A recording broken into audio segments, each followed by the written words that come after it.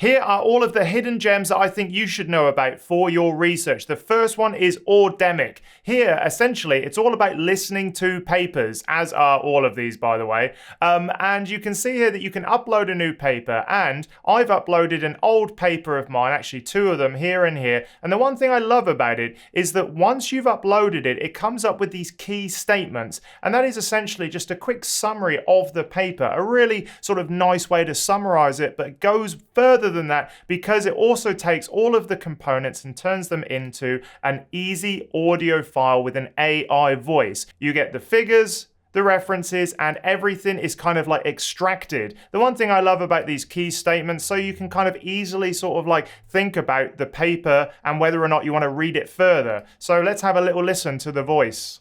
Pathway to high throughput, low-cost indium-free transparent electrodes.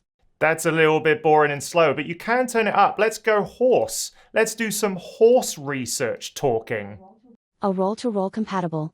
All right, that's a little bit quicker. Let's see how fast it is on cheetah. Transparent planar electrode comprising an interwoven network. The one thing actually I'm pretty impressed about is that it does actually say these words quite well. So if you have got quite a technical language field, you can actually use this and it does a really good job, better than the sort of like generic text-to-speech processors that I've used in the past. And as far as I can tell, it's free for up to 5 papers. Now stay tuned because even though this one is great, I think they get better as we go through this list, so stay around. The second app that I think you should know about is listening.io.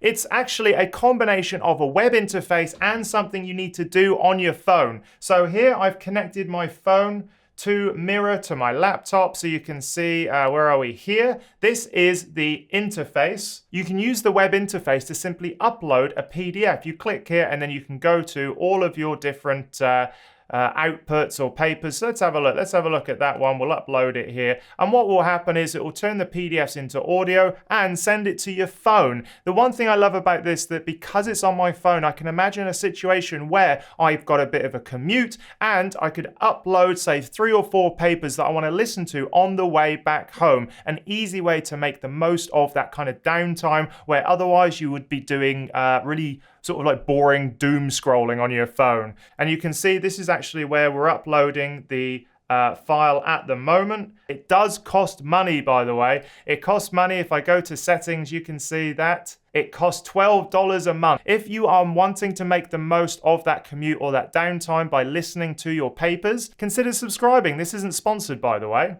So yeah, now this is in my list. I don't really like that there's these kind of like massive things here, but ultimately once it goes black, you can click on it. And then you can see you've got all of the different sections and how long they take to listen to. So the one thing I love about this is that you can actually go through and choose the section you want to listen to. And I like that it's on my phone. This is the only one that's kind of like the easiest to use on your phone, and you can take it with you as long as you've got an internet connection. All right, let's have a bit of a listen to the audio. Engineering vertical morphology with nanoparticulate organic photovoltaic devices.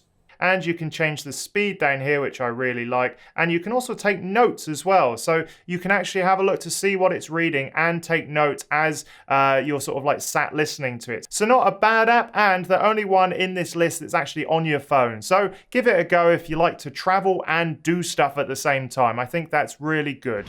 If you're still skeptical about whether you should actually use these text-to-speech tools for academic research, at the end of this video, I'm going to go through the reasons why you should and how I would use it, and stay around because it's really important information that will make sure you get the most out of these tools. The last one I think you should know about is Natural Reader, completely free, and the great thing is that it does the scientific and research stuff not so bad. So here you can see that once you're logged in, you've got your library account, blah blah blah, all of this stuff, but essentially this is one that I have uploaded, and you can see that you just get to interact with the PDF directly. And that's one thing I really like about it, is that here you can just click on things and it will read it out to you. Let's take a bit of a listen. Structure and morphology play a critical role in determining the performance of organic photovoltaic devices. All right, it's pretty slow at 1, so a lot of these things I would turn up to, let's say about 1.5, 1.75, something like that, and it's probably a bit better. In this paper, organic photovoltaic devices are an extremely promising technology for low-cost sustainable energy generation. One thing I like is that it highlights the words as you go along, and you can also have a look at the closed captions as well. So if you're having problems sort of focusing on a paper, get the closed captions up, and then you can just follow along underneath. There we are, perfect. So here I really like that you can interact directly with the PDF. It's not extracting stuff. So a really great way if you're sat at your computer and you're struggling to focus, just get Natural Reader up and then see if it actually improves your comprehension. I know it does for me. When I am listening and reading at the same time, I know that it really sort of like focuses my mind. Otherwise, I'm thinking about everything else while my eyes are scanning the page.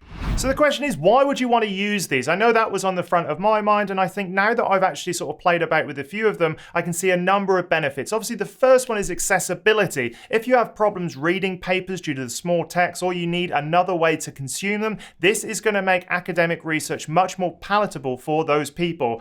Also, multitasking. Now, I'm not a big fan of this, but one thing I do like about the one that's on your phone in particular is the fact that you can actually do other things while you're listening to your papers. It's not, it's no longer just to sit down in a chair and read and force yourself to, absorb the information. You can do other stuff, but I think you probably won't get the most out of these sort of apps if you are multitasking all the time while listening to papers, because they're not much of a fun read or listen, to be honest. So you do need to force yourself a little bit.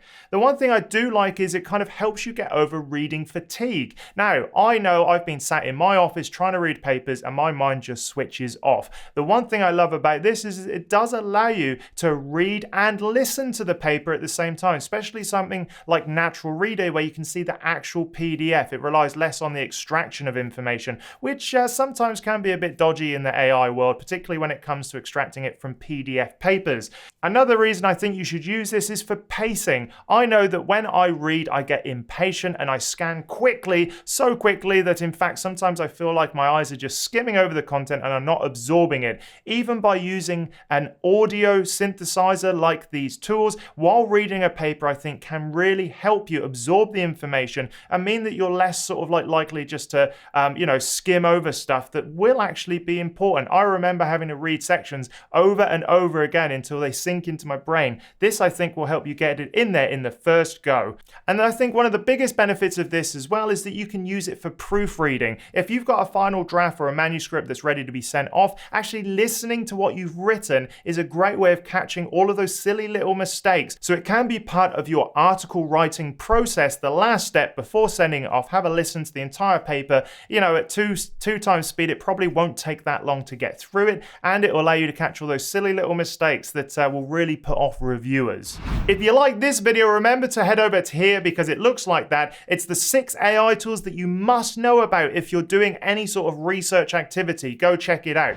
So there we have it. Those are the hidden gems that I think you should know about if you are doing anything in research or even just want to sort of like get through the literature in a different and productive way. Let me know in the comments what you think about them and whether or not you'd use them as part of any sort of daily workflow while you're trying to get through that mountain of papers sat on your desk. Let me know. Also, remember there are more ways that you can engage with me. The first way is to sign up to my newsletter. Head over to andrewstapleton.com.au/newsletter. The link is in the description, and when you sign up, you'll get 5 emails over about 2 weeks. Everything from the tools I've used, the podcasts I've been on, how to write the perfect abstract, and more. It's exclusive content available for free, so why not just go sign up now? And also head over to academiainsider.com. That's where I've got my projects, ebooks, the ultimate academic writing toolkit, as well as the PhD survival guide. I've got my resource pack for applying for grad school and PhDs as well. And everything over there is to help you navigate academia and make it work for you. All right then, I'll see you in the next video.